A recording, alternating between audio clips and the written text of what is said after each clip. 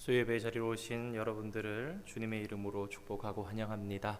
함께 찬송가 235장 찬양하면서 예배의 자리로 나가겠습니다. 찬송가 235장입니다. 보아라 즐거운 우리 집 찬양하겠습니다.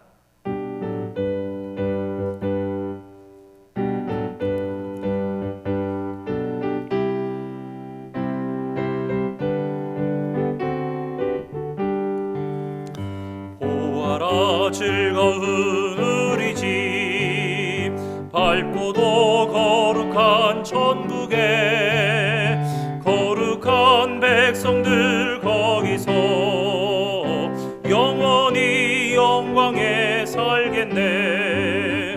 거기서 기쁘고 즐거운 집에서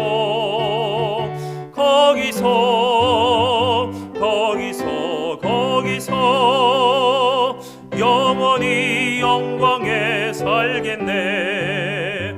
앞서간 우리의 친구들 광명한 그 집에 올라가 거룩한 주님의 보좌 찬미로 영원히 즐기네. 거기서 기쁘고 즐거운 집에서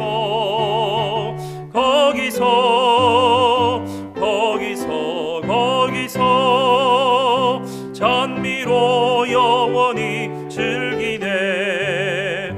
우리를 구하신 주님도 거룩한 그 집에 계시니 우리도 이 세상 떠날 때 주님과 영원히 살겠네. 거기서 기쁘고 즐거운 집에서 거기서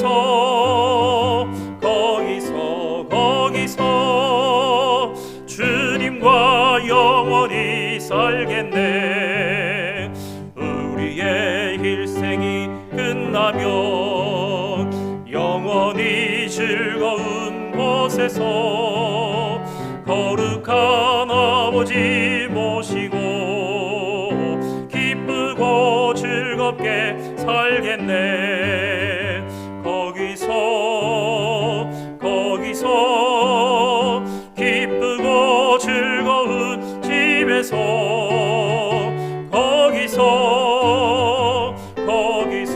거기서 기쁘고 즐겁게 살겠네. 아멘. 기도하겠습니다. 거룩하신 하나님 아버지 감사드립니다. 오늘도 허락하신 복된 날을 저희들 열심히 살게 하여 주시고 저녁에 많은 이들이 다들 처소로 돌아가며 자신의 욕망에 따라 여러 길로 가는 이 시간에 하나님과 약속한 예배의 자리로 거룩한 발걸음을 옮기게 하시니 감사드립니다. 오늘도 찬송하며 예배하며 주님의 거룩하심을 덧입기를 소망합니다. 세상 가운데 물들었던 저희들을 이 시간 깨끗하게 씻어주시고 인간적인 생각으로 상식으로 할 수 있다 생각했던 교만한 마음을 주님 앞에 내려놓을 수 있도록 주님 도와주시옵소서. 형식적인 예배, 어쩔 수 없이 참여하는 예배가 아니라 하나님을 사모하는 예배, 말씀 속에 살 길을 찾으며 진리를 찾는 예배 되기를 소망합니다. 주님, 저희를 멀리 두지 마시고 이 시간 가까이 다가오시사 우리 가운데 말씀하시며 하나님의 공급해 주시는 꼴을 먹으며 영혼의 만족함을 누리는 시간 되게 하여 주시옵소서. 10월에 여러 가지 행사들을 교회가 준비가 하는 가운데 있습니다. 새가족 환영회, 선교를 위한 바자회, 정책 당회, 또 기도하며 결정을 앞두고 있는 야외 예배 등 코로나 상황 가운데 어떻게 결정하는 것이 주님 앞에 옳은 것인지 하나님 상식에 묻는 것이 아니라 사람에게 묻는 것이 아니라 하나님 앞에 물으며 나아가는 저희 교회 되게 하여 주시옵소서. 당회로부터 모든 모임에 이르기까지 또 중단된 구역과 친교와 남녀 선교의 모임까지도 아버지 하나님, 하나님의 기쁘신 뜻을 따를 수 있는 저희들 그러한 영적 공동체가 되기를 소망합니다. 잠자는 영혼이 없는지 주님 친히 살펴주시고 영혼들을 깨우시며 소성시켜 주시고, 주님 오늘도 주님의 오심을 준비하는 지혜 있는 자들, 슬기로운 처녀들과 같은 자들 되게 하여 주시옵소서. 이 저녁에도 주신 귀한 말씀이 영적인 양식 되기를 소망합니다. 예수님께서 친히 함께 하시는 자리, 저희들의 입에 친히 먹을 말씀을 먹여주시는 복된 자리가 되기를 소망하며 거룩하신 예수님의 이름으로 기도드립니다. 아멘.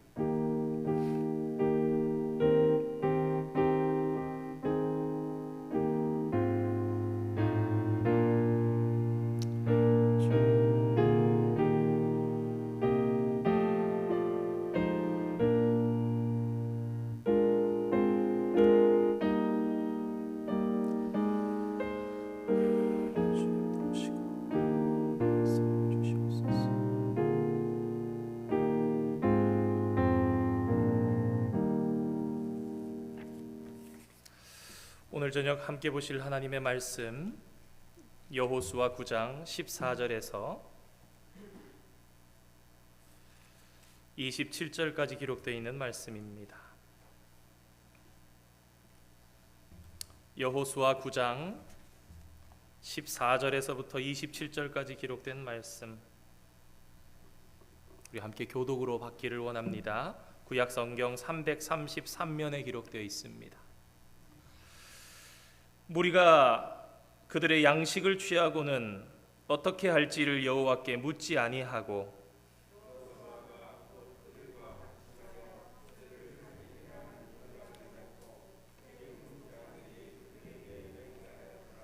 그들과 조약을 맺은 후 사흘이 지나서야 그들이 이웃에서 자기들 중에 거주하는 자들이라 함을 들으니라.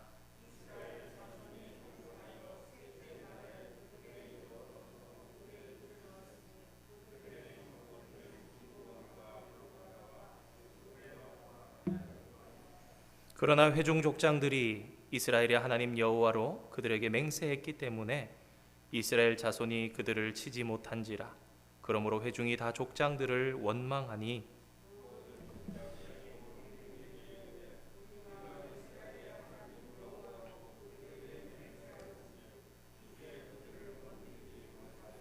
우리가 그들에게 맹세한 맹약으로 말미암아 진노가 우리에게 임할까 하노니 이렇게 행하여 그들을 살리리라 하고,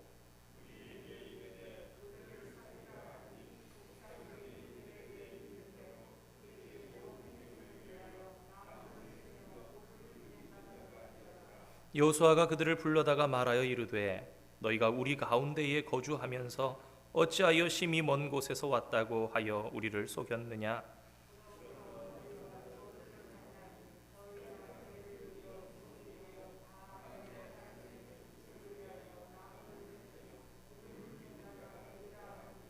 그들이 여호수아에게 대답하여 이르되 당신의 하나님 여호와께서 그의 종 모세에게 명령하사 이 땅을 다 당신들에게 주고 이 땅의 모든 주민을 당신들 앞에서 멸하라 하신 것이 당신의 종들에게 분명히 들림으로 당신들로 말미암아 우리의 목숨을 잃을까 심히 두려워하여 이같이 하였나이다.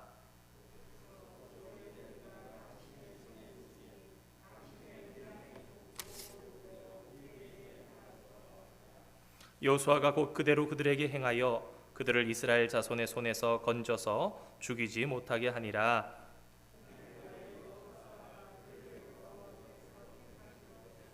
회중을 위하며 여호와의 제단을 위하여 나무를 패며 물을 깃는 자들로 삼았더니 오늘까지 이르니라. 아멘.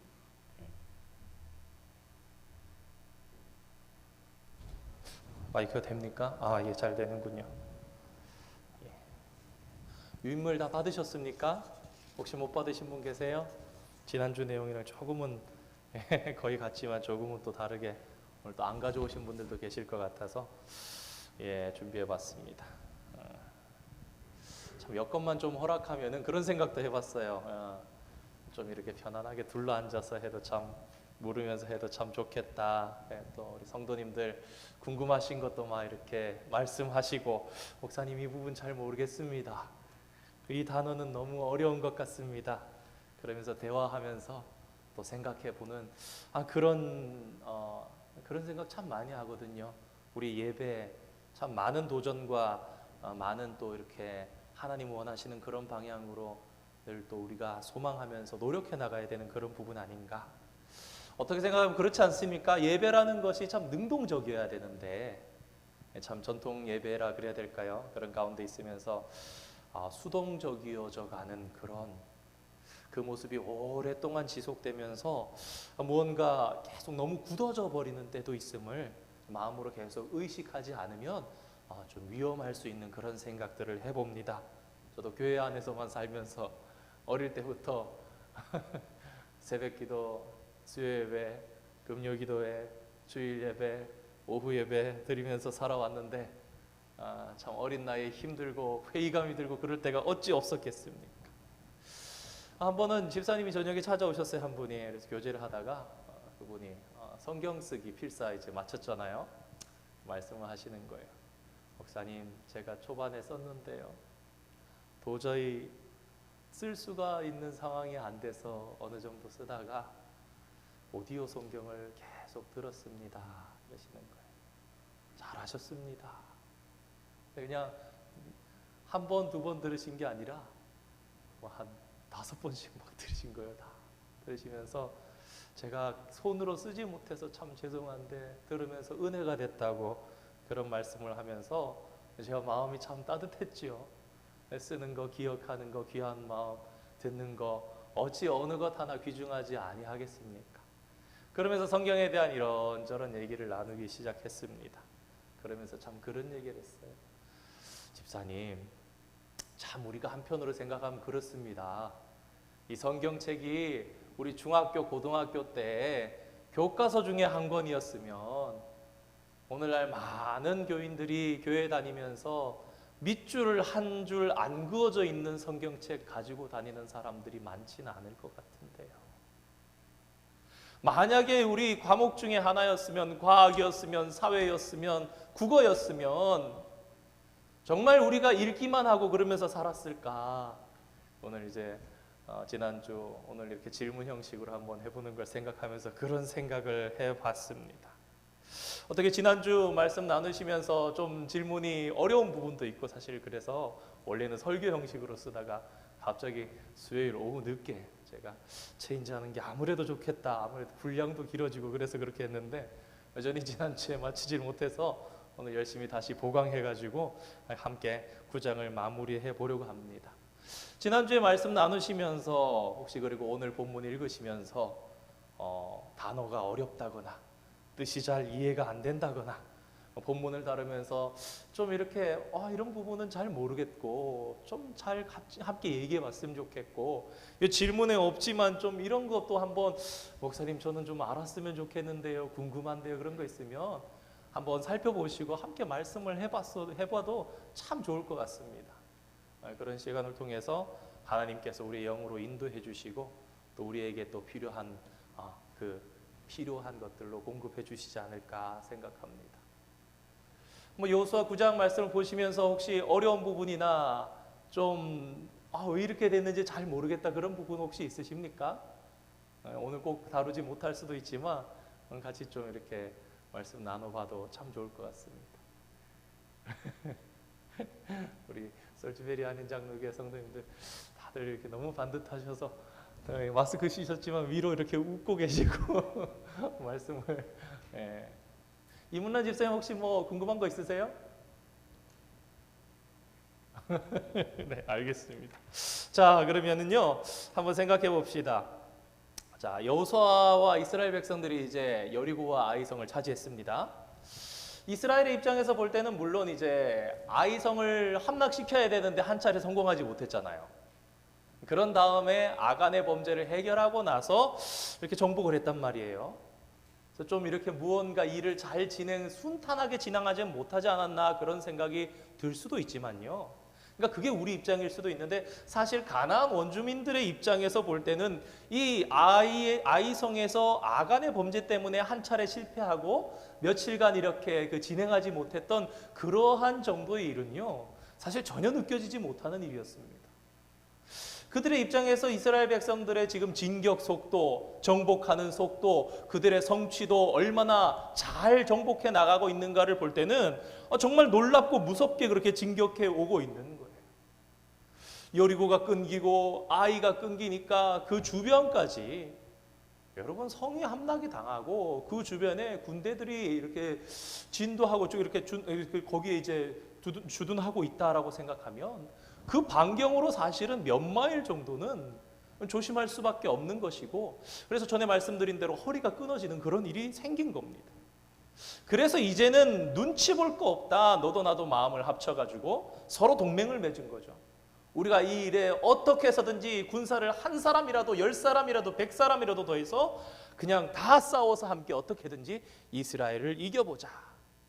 근데 이렇게 결심하고 나아가는 가나안 땅의 원주민들 가운데 똑같이 목숨에 대해서 고민했는데 전혀 다른 방향으로, 전혀 다른 방법으로 그 살 길을 찾았던 사람들이 있으니 누구였죠? 지난주에 살펴봤던 대로 기브온 거민들이었습니다. 네. 이스라엘을 속이면서까지 거룩하신 하나님의 이름까지 막 얘기하면서 은혜롭게 간증을 하듯이 얘기하고, 그리고 나서 예의를 다해서 말하면서 종들이라 그러면서 왔던 그들에게 이스라엘 백성들이 속아서 화친을 맺고 말았지요. 여러분, 세상에 사기꾼이 저는 사기꾼입니다 하면서 와서 사기치는 사람이 있습니까? 저는요 남을 속이는 자입니다 그러면서 오는 사람이 있습니까? 오히려 우리 성도님들 다 저보다 더 인생을 더 많이 사신 분들이 더 많이 계신데 다 잘 아실 겁니다. 야, 그 사람 그래 안 봤는데 사기꾼이더라.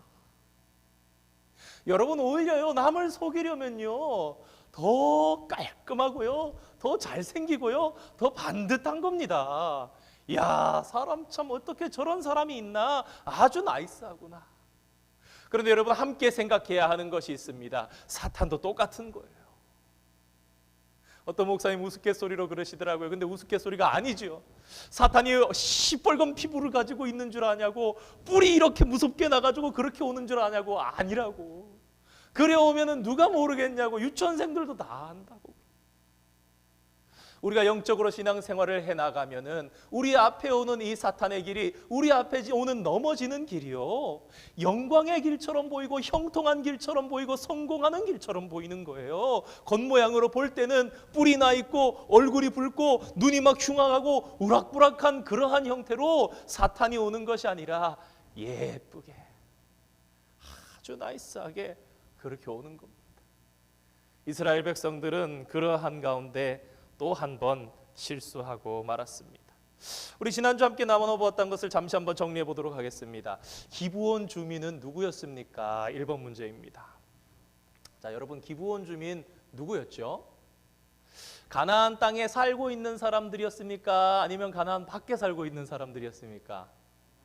예, 감사합니다. 가나안 안에 살던 사람들이었죠. 7 족속의 이름들이 이 신명기의 모세가 하나님께서 명령해 주심에 따라서 나오는데 우리 한번 찾아보겠습니다. 신명기 7장입니다. 모세 오경 5번째 책 신명기 7장 한번 찾아보시겠습니다. 여러분, 기억하시면 좋을 것 같아요. 신명기, 모세가 쓴 마지막 책 아닙니까? 이 신명기에 가나안에 몇 족속이 있었다고요? 7 족속이 있었잖아요. 그래서 신명기 7장을 딱 펴면 1절 말씀에 그 7 족속의 이름이 아주 잘 나와 있습니다. 272면에 기록되어 있는데요.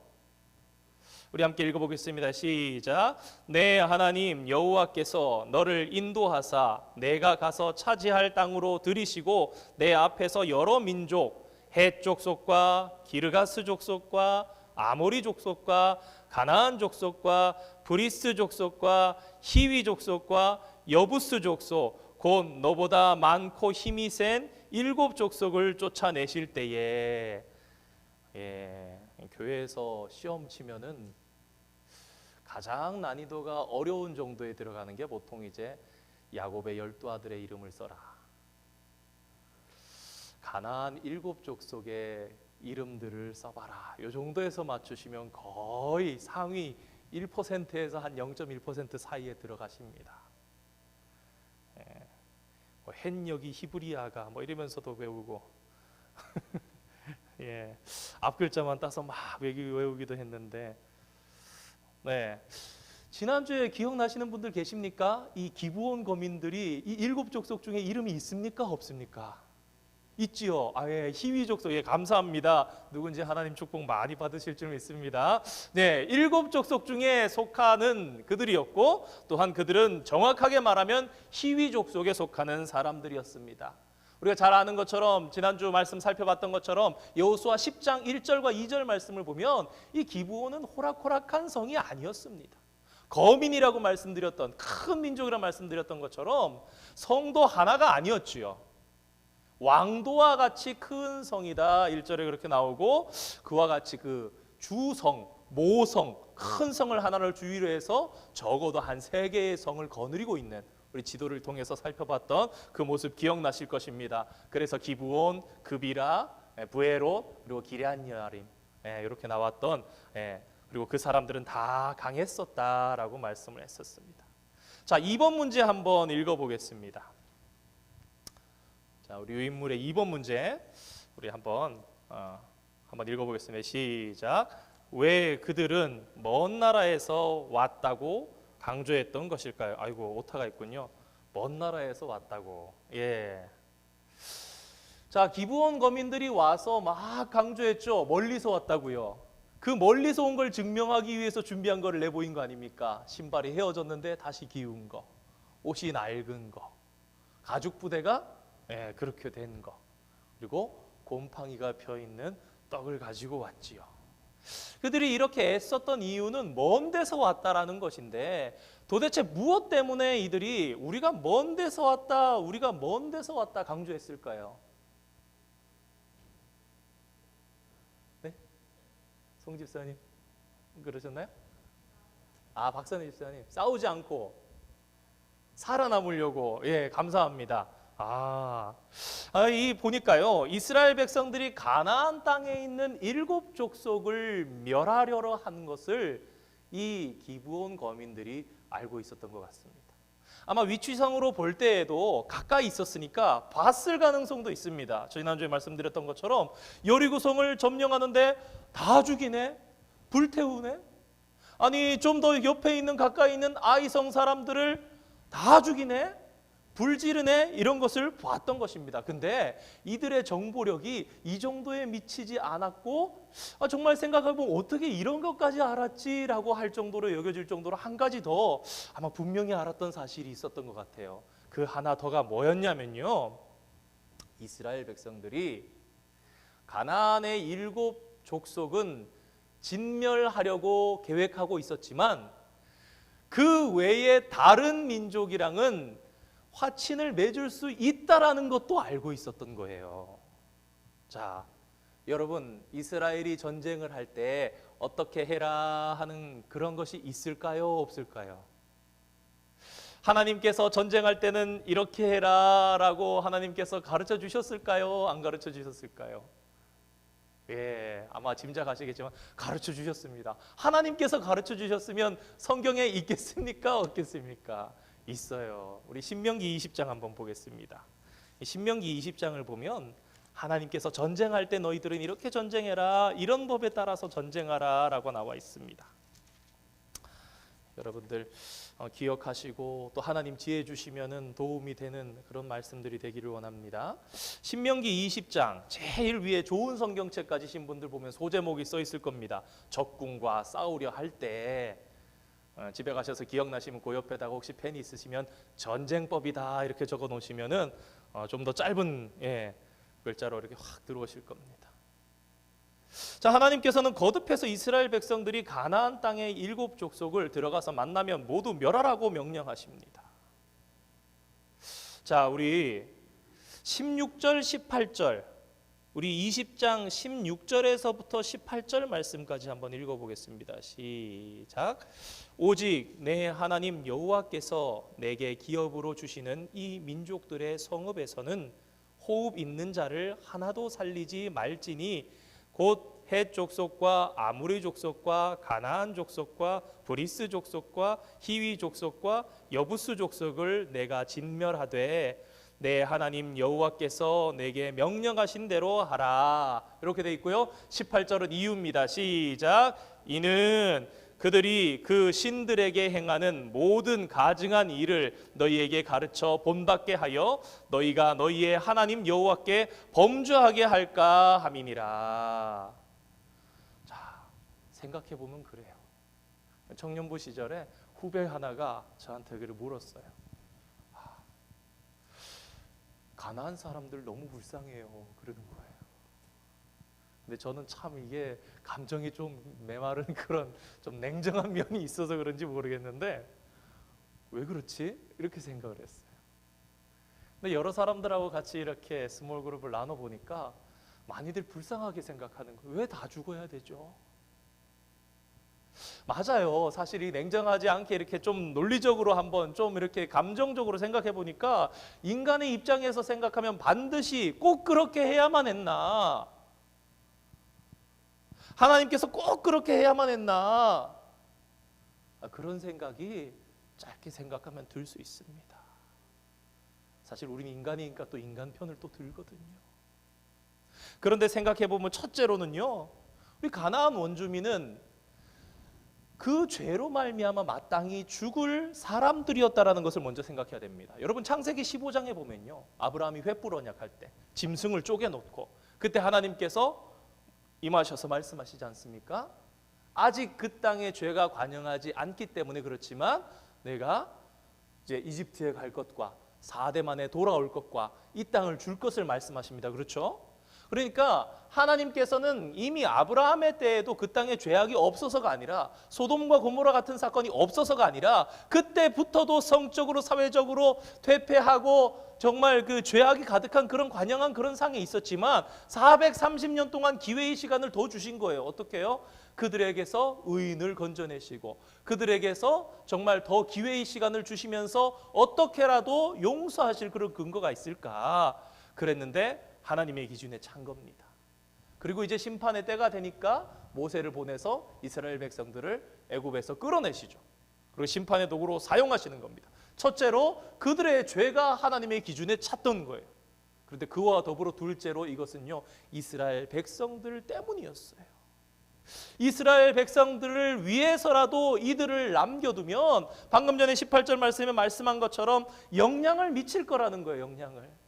너희들의 옆에 가시와 올무가 되어서 항상 괴롭힐 거고 속히 너희들이 그 땅에서 오래 살고 장구한 것이 아니라 그렇지 못하게 된다라고 하나님께서 말씀하시면서 불쌍히 여기지 말라. 우리 아까 신명기 우리 7장 다시 한번 보겠습니다. 여러분 신명기 7장 1절 이 7장 말씀을 외우면은 쉬운 게 7족속이라 그랬잖아요. 아까 방금 읽은 20장 말씀에도 20장 16절에 보면은 7족속이 나오지만 16절 말씀은 찾기가 어렵잖아요. 몇 절까지 기억해야 되니까. 근데 신명기 7장에 가나안 7족속이 나온다 이렇게 기억하시면 쉽고요. 1절 읽었으니까 2절 3절 읽겠습니다. 시작.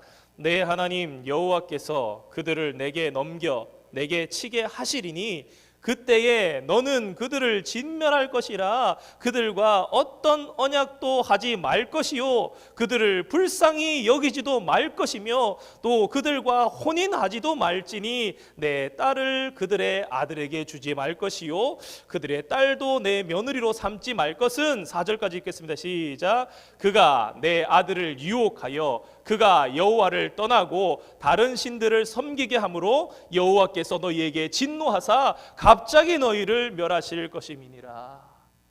여러분 유다 족속이요 산당의 우상을 섬기고요 자기 자식을 불사이로 지나게 하고요 이 가나안 땅의 모든 죄악보다 더하게 살았습니다. 이사야 말씀에 나온 그때 그 이제 죄악상에 대해서 우리가 새벽에도 보고 있는데 뭐라고 얘기합니까? 또 열왕기하에 나와 있는 그 아들의 때 히스기야의 아들의 때에 므낫세 때 얘기하는데 그게 가나안 땅에 살던 아모리 족속들보다 훨씬 심했더라라고 얘기를 합니다. 그러니 하나님께서 어찌 그들을 망하지 않게 할 수가 있으셨겠습니까? 그런데요, 하나님께서 이스라엘 백성들을 위해서 너희들은 눈 질끈 감아야 돼. 그래야 너희가 그 땅에서 복받고 장수하고 오래 사는 거야.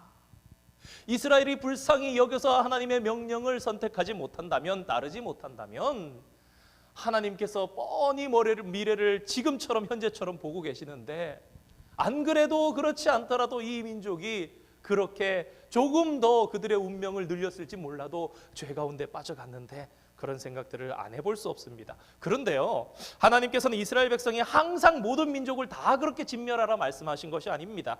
다시 넘어가서 우리 신명기 20장 한번 보겠습니다. 전쟁법 계속 한번 볼게요. 집에 가셔서 한번 전쟁법 이 20장을 한번, 길지 않습니다, 한번 쭉 보시는 것도 여러분 도움이 되실 겁니다. 자, 일반적인 전쟁법이 10절, 11절, 12절에 나옵니다. 신명기 20장 10절에서부터 12절까지 자, 우리가 한번 보겠습니다. 시작.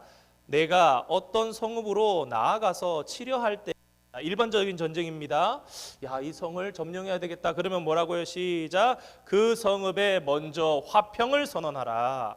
그 성읍이 만일 화평하기로 회답하고 향하여 성문을 열거든 그 모든 주민들에게 내게 조공을 바치고 너를 섬기게 할 것이요, 만일 너와 화평하기를 거부하고 너를 대적하여 싸우려 하거든 너는 그 성읍을 애워쌀 것이며, 이러면서 남자들은 다 죽이고 여자만 살리고 그 물건을 취하고 그런 것들이 이어져서 나옵니다.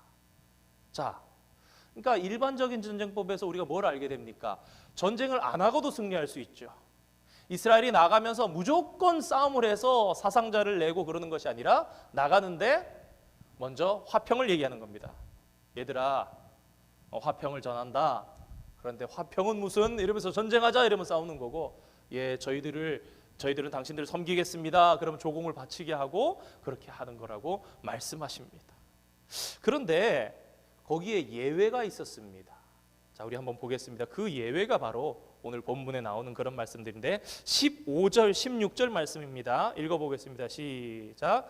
내가 내게서 멀리 떠난 성읍들, 곧 이 민족들에게 속하지 아니한 성읍들에게는 이같이 행하려니와, 그러니까 방금 전에 읽었던 이 일반적인 전쟁법을 하는 것은 내게서, 그러니까 가나안 땅에서 멀리 떠난 성읍들, 여기 가나안의 원주민들에 속하지 아니한 성읍들에는 그렇게 해라. 그런데 16절 말씀 읽겠습니다. 시작. 오직 내 하나님 여호와께서 내게 기업으로 주시는 이 민족들의 성읍에서는 호흡 있는 자를 하나도 살리지 말지니 진멸하라, 이겁니다.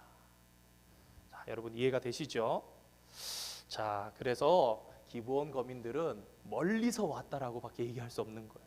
가까이서 왔다 그러면 화친도 맺지 않을 뿐더러 그냥 다 죽이는 겁니다. 예, 그래서 멀리서 왔다, 멀리서 왔다, 멀리서 왔다 그렇게 강조할 수밖에 없습니다. 아마 이 질문은 여러분들 3번 질문은 아마 많이 생각해 보셨을 것도 같은데, 우리 3번으로 넘어가서 한번 읽어보겠습니다. 시작. 왜 여호수아와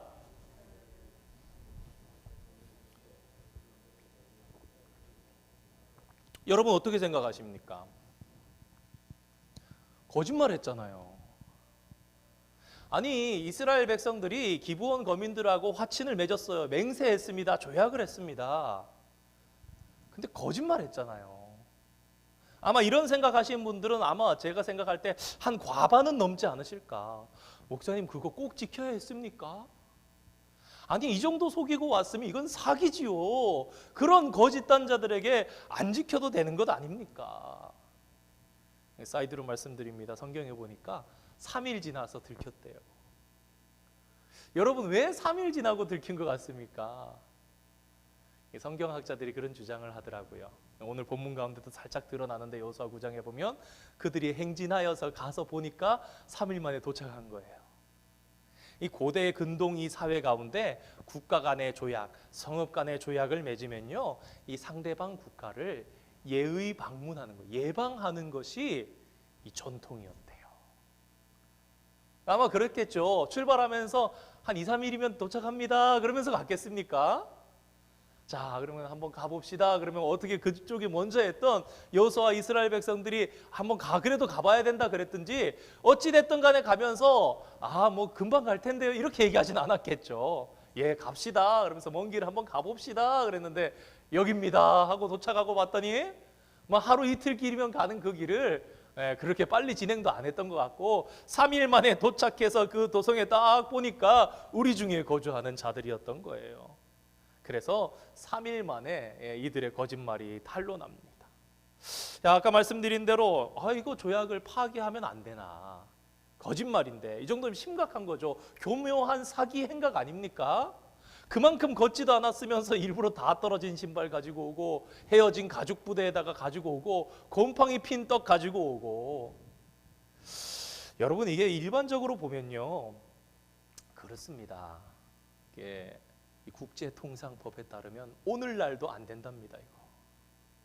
오늘날의 이 국제적인 이제 나라 간의 협약을 봐도 이렇게 거짓말하면서 하는 건 그냥 깨지는 게 정당하답니다.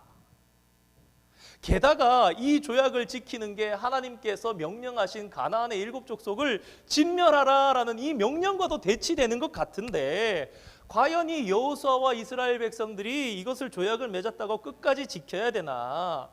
이거는 고대 근동 국가들 사이에서도 지켜야 될 의무가 결단코 없었다라고 학자들이 주장하더라고요. 이거는 수천 년 전이나 지금이나 이러한 것은 있을 수 없는 일입니다라고 얘기를 하는 겁니다. 그런데 참 신기한 것은 그럼에도 불구하고 여호수아와 백성의 지도자들이요, 백성들의 원망을 들으면서도 이걸 지킵니다. 죽이지 못한다 얘기합니다. 여러분, 왜 그렇습니까? 오늘 본문 가운데 답이 있습니다. 맞습니다, 장로님. 너무 잘 말씀해 주셨습니다. 하나님 여호와로 그들에게 맹세했다라는 거예요. 이들이 하나님 여호와로만 맹세하지 않았어도 우리가 그러면 한번 화친을 맺어보자 이 정도만 했어도 되는데, 이 이스라엘 백성들이 너무 저 기브온 사람들이 하나님 여호와의 이름으로 말미암아서 그 크신 행적 때문에 우리가 놀라고 또 놀라서 이러지 않을 수 없어서 멀고 먼 곳에서 왔다 그러니까, 그래서 그랬는지 아마 여호수아와 백성의 두령들이 여호와 하나님의 이름으로 맹세를 한 거예요. 조약을 맺은 거예요. 일반적으로는 깰 수 있었는데 깰 수 없겠다라고 얘기를 한 겁니다.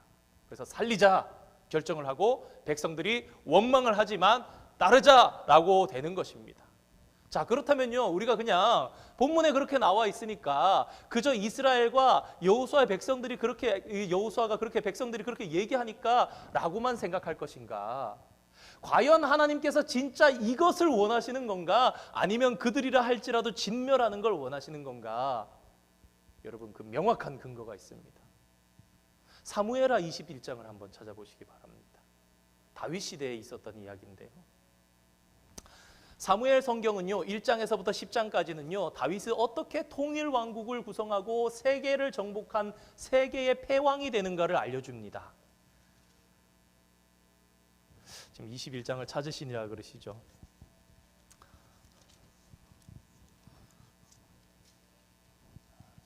사무엘하 21장.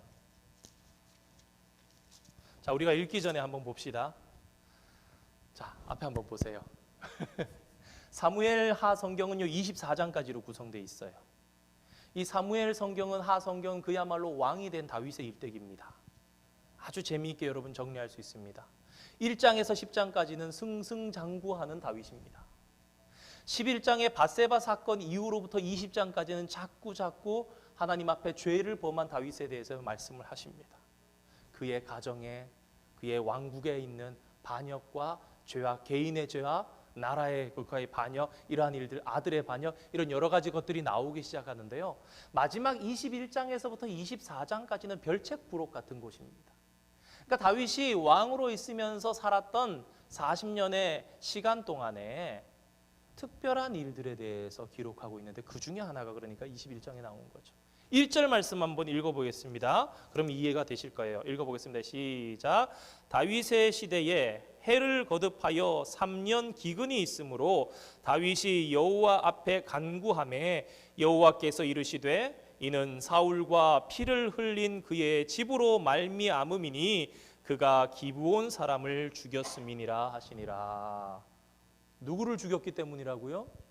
기브온. 오늘 화친을 맺은 사람들이 누구라고요? 기브온 사람들.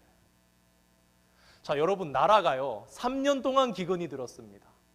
이거 보통 일입니까? 보통 일 아닙니까? 이게 왕이 민망합니다. 이게 신정국가에서 하나님 믿는 나라에서 이 조선시대도 아니고 조선시대만 돼도 이 3년 기간, 비가 3년 동안 안 내리면요 왕이 하늘에다가 제사를 드리면서 제발 비 좀 내려달라고 해야 되는 국가가 망하게 생긴 그러한 시급한 위급한 그런 상황이에요. 근데 여러분, 다윗과 이스라엘 백성들이 3년 동안 비가 안 내리는 거예요. 하나님 어찌입니까? 하나님 어떻게 이럴 수가 있습니까? 우린 어떻게 삽니까? 기도했더니 뭐라고 하나님께서 대답하시냐면 그거 사울 왕 때 기브온 사람들을 억울하게 죽여서 그래. 여러분, 하나님께서 이 약속을 지키는 것을 좋아하시는지 안 지키는 것을 안 지켜도 된다 생각하시는지 명확하게 나오는 거예요. 심지어 사울 왕 때 있었는데 그 다윗 왕이 살던 시절에 거기에 대해서 하나님께서 보응하시는 거예요. 너희들이 잘못 행함으로 말미암아서 너희들에게 이러한 기근이 임한 거다. 하나님의 이름으로 맹세했으니까 여호수아와 이스라엘 백성들이 그것을 따랐다. 여러분, 이거 정당하다.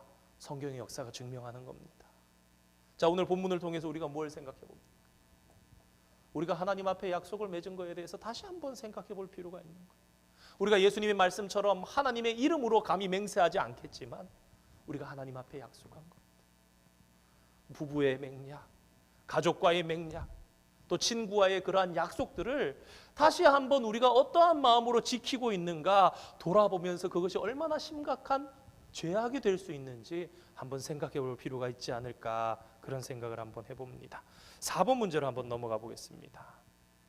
같이 한번 읽어볼까요? 문제를 시작.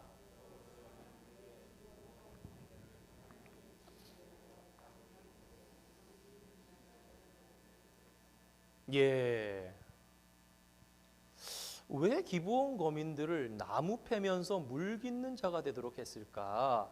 근데 그냥 나무 패면서 물 깃는 자가 아니라 하나님의 집을 위해서, 27절 말씀에 보면 하나님의 제단에 쓸 나무, 그죠?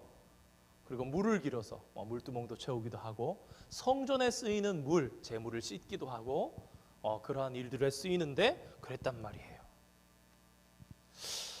이 일이 진행이 어떻게 되냐면요, 이 일이 발견되니까 여호수아가 백성들 앞에 드러냅니다. 너희들이 이렇게 거짓말했어. 왜 그런 거야? 그랬더니 이 기브온 거민들이 있는 대로 진실하게 말합니다. 우리가 죽을 것 같아서 살 수 있는 방법을 최선을 다해서 생각했는데 이것밖에 없었다. 이유를 듣고는 여호수아가 그러죠. 그래, 그러면 너희가 거짓으로 그랬기 때문에 대신에 우리가 하나님의 이름으로 맹세했으니까 목숨은 살려준다. 그렇지만 너희가 그 거짓말 한 것 때문에 우리도 이게 올무가 됐으니까 너희도 저주를 받아야 마땅한데 죽일 수는 없잖아요. 그러니까 죽이지 않고 할 수 있는 것이 그들을 종을 삼은 거예요. 대신에 반대로 기브온 거민들의 입장에서 생각해 볼 때도 비록 자유는 좀 빼앗겼지만 목숨은 사는 거예요. 그러니까 기브온 백성들이 뭐라 그럽니까? 좋다 그러잖아요. 당신들이 원하는 대로 하라고, 거기에 따르겠다라고 얘기를 합니다. 그런데 왜 여호수아가 이러한 일을 시켰을까? 그걸 한번 생각해 볼 필요가 있습니다. 우리 아까 읽었던 이 신명기 20장 18절 말씀을 한번 읽어볼까요? 지금 아마 지금 사무엘로 왔군요. 신명기 아까 20장 18절. 아까 진멸하라 그랬는데 왜 진멸하라 그러셨나? 페이지 293면에 아마 있을 겁니다. 신명기 20장 18절 읽겠습니다. 시작. 이는 그들이 그 신들에게 행하는 모든 가증한 일을 너희에게 가르쳐 본받게 하여 너희가 너희의 하나님 여호와께 범죄하게 할까 함이니라. 자, 여러분 아까 살펴봤던 것처럼요, 하나님께서 이스라엘 백성들에게 가나안의 모든 그 땅에 사는 거민들은 무조건 남녀노소 할 것 없이 다 죽여야 한다 이 말씀하신 사실은요, 우상에게 치우칠까? 너희들이 범죄하고 물들까? 그랬던 거예요. 자, 이제 히위 족속하고 조약을 맺었어요. 그럼 히위 족속이 이스라엘 가운데 살아야 된단 말이에요. 가장 고민하고 염려해야 되는 것이 무엇입니까? 이들이 살면서 이들의 문화, 이들의 우상, 이들의 사상, 그런 것들이 우리에게 물들어서 우리가 속히 하나님을 떠나게 되면 어떡할까? 여호수아가 그거 가장 먼저 생각했을까요? 그렇지 않았을까요? 당연히 가장 먼저 생각했던 건 하나님 그렇다면 이들을 살렸는데 어떡하죠? 우리가 어떻게 이 땅에서 하나님께서 약속해 주신 이 땅에서 젖과 꿀이 흐르는 땅에서 영원히 장구히 살 수 있겠습니까? 여러분, 그래서 이들이 그냥 사는 거, 그냥 노예로 사는 거를 생각했던 게 아니라 아예 성전에서 일하면서, 그래, 기왕 너희를 살리려면 너희 그러면 여호와의 신앙을 아주 그냥 철저하게 믿고 영향을 받으면서 의지하지 않고는 살 수 없는 그 길을 열어준 거예요.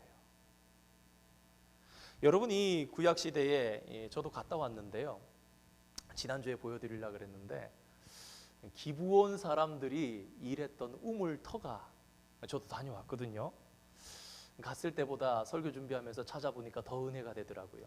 그 터가 발견되어서 그 우물의 입구, 유적, 그 떠서 이렇게 올라왔던 그 계단들 다 발견됐습니다. 예루살렘 서쪽으로 9km 쪽에 있는 지점에 있는 곳인데요. 잠깐 보겠습니다. 자, 여러분, 보통 이제 그 성이 있으면 성의 안에 우물이 있으면 좋은데 성 안에 우물이 없단 말이에요. 그래서 이 성 안으로 물을 끌어들이는 게 중요한 건데요. 요건 어떻게 보면 이렇게 힐이라고, 이렇게 언덕이라고 이렇게 보면요, 이쪽에 이제 성이 있겠지요. 요 위에 이렇게 보이는 이것은 물을 저장하는 저장소입니다. 그러니까 이 층계 터널이라는 것은요, 계단이 있다라는 겁니다. 그러니까 요 밑으로 이렇게 돌아서 들어가 가지고 계단을 쭉쭉 내려가면은 일부러 여기다가 저수지처럼 이렇게 샘방을 만들어 놓은 거예요. 성이 여기 예를 들어서 성벽이 여기쯤 있고 마을이 이렇게 구성이 돼 있으면 이 성의 사람들은 이 물을 모아놓은 이쪽으로 와서 물을 가져가는 겁니다. 근데 이 물은 원래 이 성 안에 있는 것이 아니라 바깥에 있는 건데, 이 급수 터널을 파서 이 샘의 근원에서부터 물이 이렇게 흘러서 이 샘방에 쌓이게 만드는 거예요. 그러면 이 히위 사람 기브온 거민들이 물동이를 메고 내려가가지고 이 층계 터널로 내려가서 이 물이 여기서 쫄쫄쫄쫄 흘러서 여기 쌓이는 이 물을 퍼다가 이 계단으로 올라와서 여기다 쌓고, 다시 내려가서 퍼다가 올라와서 쌓고 계속 이 일을 했던 겁니다. 요 모양 그대로 발견됐습니다. 다음 사진 한번 보여주세요. 요건 조금 위에서 본 모양입니다. 방금 말씀드린 것처럼 요 이제 모아두는, 이따가 요 층계 이제 제가 보여드릴게요. 나선형으로 돌면서 들어가는 층계 보여드릴게요. 이전에 있었던 벽, 그 이제 초기에 있었던 성벽, 후기에 있었던 벽이고요. 샘이 이 안에 어디 근원에서 흐름이 이렇게 나오는 그 이 터널을 파서 이 바깥쪽에 물을 모을 수 있는 물방을 만들어 놓은 거예요. 이 층계 터널은 사실 그 육안으로 밖에서 보이는 게 아니라 속으로 흐르는 거죠. 안반 속으로 흐르는 천연의 굴을 파고 사람이 드나들 수 있게 만들었는데 넓지 않아요. 그냥 한 1.5m 정도, 한 요만큼 되는 그런, 이렇게 네모나기도 하고 동그랗기도 한데, 이게 한 80m 정도 이렇게 내려가서 퍼서, 저수지는 이 지름이 한 11m 정도, 그리고 이게 이제 높이가 한 26m 정도 되는 그러한데, 요 속에서부터 이렇게 해가지고 가는 그런 사진을 지금 보여드리겠습니다. 자, 먼저 저수지 사진 한번 보여주세요. 자, 여러분, 이렇게 이 원형인데, 물 모아뒀던 이 원형인데, 이 원형이 이렇게 끝까지 나오지 않고 요 계단들이 이렇게 보이면서 이렇게 돌아가는 거 보일 겁니다. 사진을 제가 인터넷으로 보니까 이 옆에 겨자씨도 있고 막 그렇더라고요. 이스라엘이 여기 그 척박한 땅에서도 잘 살고 있는. 요 다음으로 보실 사진은요, 요 내려가서 터널로 내려가는 그 입구인데요. 아까 말씀드렸던 것처럼 한 1.5m 정도 되는, 사람이 이렇게, 계단이 얼마나 사람들이 다녔는지 계단의 모양들이 이제 둥글게 깎여져 가는 그런 모습이 있는데, 여러분, 이게 그냥 길이라 그래도 쉽지 않을 텐데, 경사진 이 계단을 이제 기브온 거민들이 계속해서 물동이로 나르고, 또 제단에 쓸 나무를 패면서 그렇게 살면서 살 길을 선택했다. 그리고 그 모든 것들이 지금도 이스라엘 땅에 그대로 남아있더라. 성경에 기록되어 있는 것들과 일치하더라. 그래서 도움이 될 것 같아서 우리 함께 잠깐 봤습니다. 자. 여러분, 그러니까 굉장히 고생을 하면서 살았던 거죠. 이스라엘 백성들이 가장 기브온 거민들로부터 우상이나 어떠한 가증한 일의 영향을 안 받는 것. 그래서 이 사람들이 성전에 계속 드나들면서 번제단에 쓰이는 나무, 또 여러 가지에 쓰이는 나무, 성소에 쓰는 이 물들, 물두멍에도 채우고, 나중에 솔로몬 시절 되면 이 물두멍이 얼마나 또 더 커집니까? 바다를 만들어서 밑에, 그렇죠? 자, 그래서 27절의 말씀처럼 성소의 제단을 위해 나무를 패고 물을 깃는 자들이 되도록 했고, 자, 여호와의 신앙을 안 받아들일 수가 없고. 근데 여러분, 이게 동시에 기브온 거민들에게는 축복이 된 거예요. 진짜 이들은 생명을 구하기만 한 것이 아니라 인생의 삶만을 얻었던 것이 아니라 하나님 나라의 백성이 되는 자들이 있었다라는 것을 우리가 생각할 수 있어야 됩니다. 나중에 성경에 보면 역대기 성경이 아마 역대상 9장일 거예요. 느디님 사람이라는 말이 한번 나오고요. 느헤미야나 에스라 같은 성경에 보면 느디님 사람이라는 이제 말이 나옵니다. 기억하시는 분들 계시고, 보면 제사장들과 레위인들과 느디님 사람들이라고 나옵니다. 그러니까 이 느디님 사람들은 제사장도 아니고 레위인도 아닌데 성소에서 일합니다. 이 사람들이 아마도 이 기브온 거민들의 후손으로 성소의 일들을 하는 사람들이었을 거라 추측합니다. 궁금하신 분들 한번 찾아보셔도 좋을 것 같습니다. 자, 5번 문제입니다. 한번 읽어보겠습니다. 시작. 여호수아와 이스라엘 백성들의 지난주에 말씀 살펴보면서 정의하면서 한번 말씀드렸었는데, 사실 아이성의 실패 뒤에 있었잖아요. 그래서 세겜까지 올라가가지고 율법을 다 하고 그 땅에서 여섯 지파 그리심산과 에발산에 서서 율법을 다 하면서 축복된 말씀도 다 아멘. 놀라운 사실은 저주의 말씀도 그들이 12지파가 다 아멘 아멘 할지니라 해서 율법 그대로 아멘 아멘 하고 다 받았습니다. 그들의 결단이 얼마나 진지하고 심각했는데 또 넘어졌습니다. 말씀드렸던 것처럼요, 기브온 거민들한테는 물었지요. 너희들이 어디서 왔냐? 누구냐? 근데 이스라엘의 가장 큰 실수는 그들이 성민이고 택하신 백성임에도 불구하고 사람에게는 물었는데 하나님께 묻지 아니했다라는 것에 있습니다. 누구보다 더욱더 그 책임을 면할 수 없는 사람은 말할 필요가 없이 여호수아입니다. 왜 그런지 우리 한번 찾아보겠습니다. 왜 그가 물었어야 하나? 우리 신명기 27장인데요. 한번 찾아보겠습니다.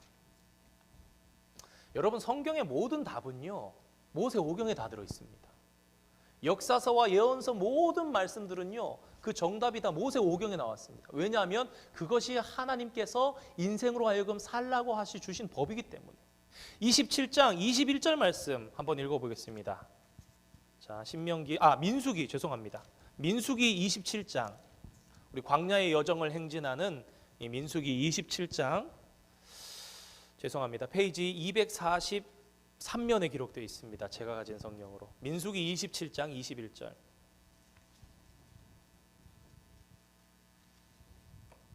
자, 읽겠습니다. 시작. 그는 제사장 엘르아살 앞에 설 것이요, 엘르아살은 그를 위하여 우림의 판결로서 여호와 앞에 물을 것이며, 그와 온 이스라엘 자손 곧 회중은 엘르아살의 말을 따라 나가며 들어올 것이니라. 여러분, 이 말씀이 뭐냐면요, 좋은 성경책 가지신 분들 써 있을 겁니다. 27장 1절에 보면 슬로브앗의 딸들의 문제에 대해서 나오고요, 12절에서부터 뭐라고 나오냐면은 모세의 후계자 여호수아를 승계하는 그런 장면입니다. 이제 여호수아가 모세를 이어서 백성의 지도자로 서는 건데요, 거기에 모세가 하나님의 명령으로 부탁하는 말씀입니다. 뭐죠? 너는 엘르아살에게 물으라 이거예요. 그게 뭐냐? 하나님 앞에 물으란 겁니다. 우림으로써, 우림의 판결로서 하나님께 물으라 라고 되어 있습니다. 이스라엘에게 이제 여호수아에게 부탁합니다.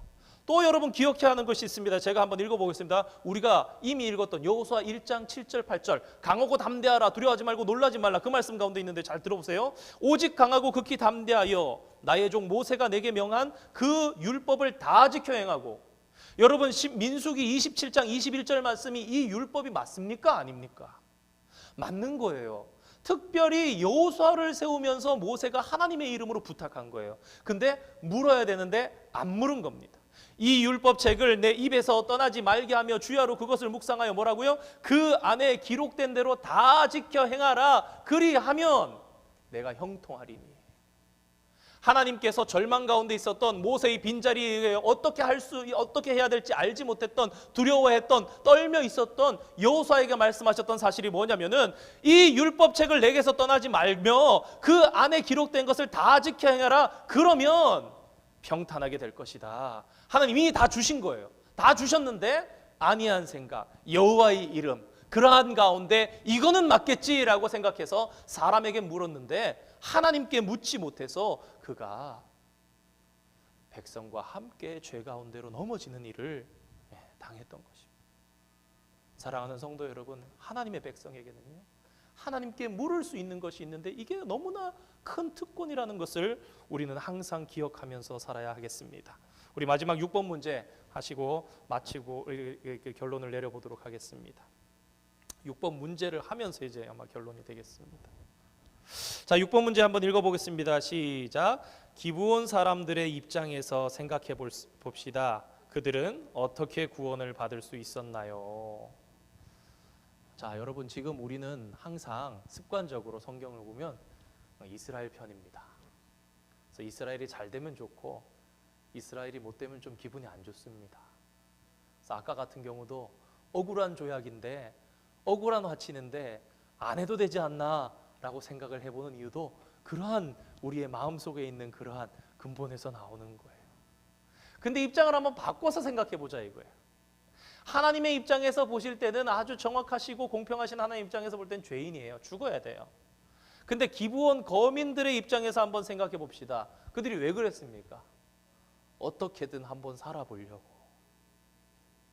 여호수아의 연약함, 이스라엘 백성들의 조급함, 여호와의 이름으로 말미암아 왔기 때문에 가슴이 뜨겁고 뭉클해서 은혜 받은 것처럼 느껴서 넘어갔는데 여러분 이 모든 것은 어찌됐든 여호수아와 이스라엘 백성들의 실패예요. 그들의 연약함입니다. 여호수아의 저자는 그것을 드러냅니다. 계속해서 그들이 하나님께 묻지 않아서 이렇게 됐다라고 얘기를 합니다. 그런데 놀라운 사실이 있습니다. 이스라엘의 이러한 넘어짐을 통해서도 하나님께서는 하나님의 구원을 이루어 가시더라라는 것입니다. 신약 성경의 사도 바울이 그러지요. 이스라엘의 넘어짐이 이방인들에게 구원이 쏟아졌다고. 하나님께서는 그 가운데서도 하나님의 역사를 이루어 가시는 거예요. 이스라엘의 실수했지만 이스라엘의 실수를 통해서 기브온 거민들이 그 받을 만한 은혜가 있었기 때문에 그 생명을 구해내시고 그걸 인정하시고 허락하신 거예요. 여러분 하나님께서요 허락하지 아니하시면 기브온 거민들이 어떻게 살 수 있습니까? 그 실수를 통해서 하나님께서는요 그래 너희는 그렇게라도 살아라. 그만하면 너희는 그렇게라도 살아라 허락하셨던 거예요. 한번 생각해 보면요 이게 구원의 일반적인 과정을 잘 보여주는 우리가 그냥 기브온 거민들의 입장에서 생각해 보면 그렇습니다. 그들은요 먼저 자신들의 연약함을 깨달았어요. 그리고 하나님의 능력을 인정했습니다. 그 하나님의 능력이 대단하시고 위대하시기 때문에 우리는 할 수 없다라는 것을 철저하게 냉정하게 인정하고 그대로 믿고 판단하고요. 그러면 어떻게 하면 살 수 있을까? 지혜를 다 짜내면서 살기를 노력했습니다. 그리고 수치까지 불사하죠. 저주를 당할 것이다. 예, 좋습니다. 너희 평생 우리의 종이 되라. 그렇게 하겠습니다. 물 깃고 나무만 패면서 살아라. 그것도 좋습니다. 그러면서 나갔더니 하나님의 인정하심을 통해서 그들은 그 속에서 멸망 중에 생명만 구원받았을 뿐만 아니라 기브온 거민들은 정말 그 가운데서 여호와 하나님의 신앙을 가지고 살아가면서 그 가운데 구원받을 수 있었다는 그런 생각까지 우리가 해볼 수 있습니다. 비록 저들이 범죄한 백성이었지만 우리는 그들의 이러한 지혜로운 자세는 본받아야 합니다. 예수님께서 말씀하신 불의한 청지기에 이런 지혜로움을 너희는 본받아야 한다라고 말씀하셨던 것처럼 그러한 부분들을 인정하면서 본받으면서 우리가 자세를 배워야 하는 그런 부분이 있습니다. 그렇다면 한번 생각해 보시기 바랍니다. 멸망 중에 망해야 옳았고 죽어야 옳았던 기브온 거민들도 목숨 걸고 하나님 밖에 없다고 그렇게 했더니 하나님께서 살리셨는데, 오늘 예수님 믿고 의지하면서 나아가는 하나님 나라를 고대하면서 살아가는 저와 여러분은 오늘 하나님 이름 밖에 없습니다라고 살아간다면 하나님께서 어떻게 하시겠는가? 여러분, 저와 여러분이 하나님 이름 밖에 없다라 생각하고 목숨을 구하면서 나간다면 하나님께서는 그거보다 더 우리를 구원하시고 우리를 살리시고 우리와 하여금 하나님의 영광에 참여하게 하는 그런 은혜를 우리 가운데 베풀어 주실 줄 믿습니다. 기도하겠습니다. 거룩하신 하나님, 감사드립니다. 주님의 은혜 사랑 가운데 오늘도 말씀을 대하며 주님의 오묘하신 뜻과 섭리를 생각합니다. 주님, 성경을 통해 배울 것을 배우게 하여 주시고 악한 것을 멀리하게 하여 주시고 주님의 이름을 더욱 붙들고 의지하며 나갈 때에 반드시 구원의 이름을 아버지 하나님 믿으며 주님 의지하면서 힘써 살아가는 저희들 다 되게 주님 축복하여 주시옵소서. 예수님의 이름으로 기도드립니다. 아멘. 우리 함께 찬송가 521장 1절과 마지막 절 찬양하겠습니다. 찬송가 521장입니다.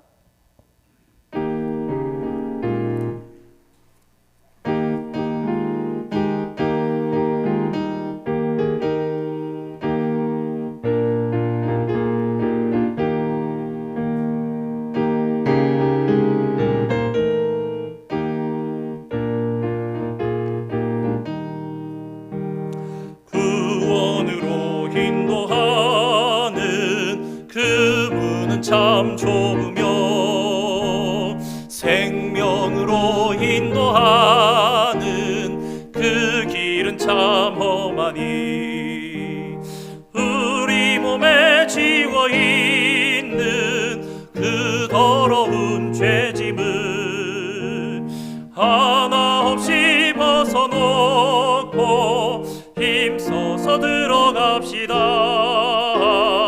구원으로 인도하는 그 좁은 문 들어가 영생으로 인도하는 그 생명길 갑시다.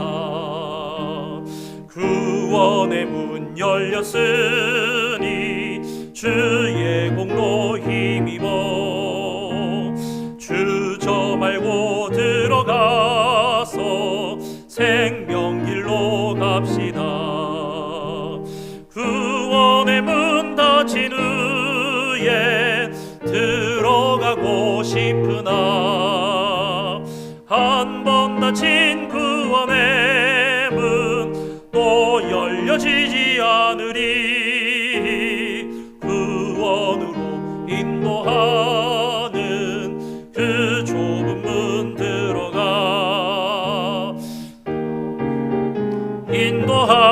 인도하는 그 생명길 갑시다. 하늘에 계신 우리 아버지, 아버지의 이름을 거룩하게 하시며 아버지의 나라가 오게 하시며 아버지의 뜻이 하늘에서와 같이 땅에서도 이루어지게 하소서. 오늘 우리에게 일용할 양식을 주시고 우리가 우리에게 잘못한 사람을 용서하여 준 것 같이 우리 죄를 용서하여 주시고 우리를 시험에 빠지지 않게 하시고 악에서 구하소서. 나라와 권능과 영광이 영원히 아버지의 것입니다. 아멘.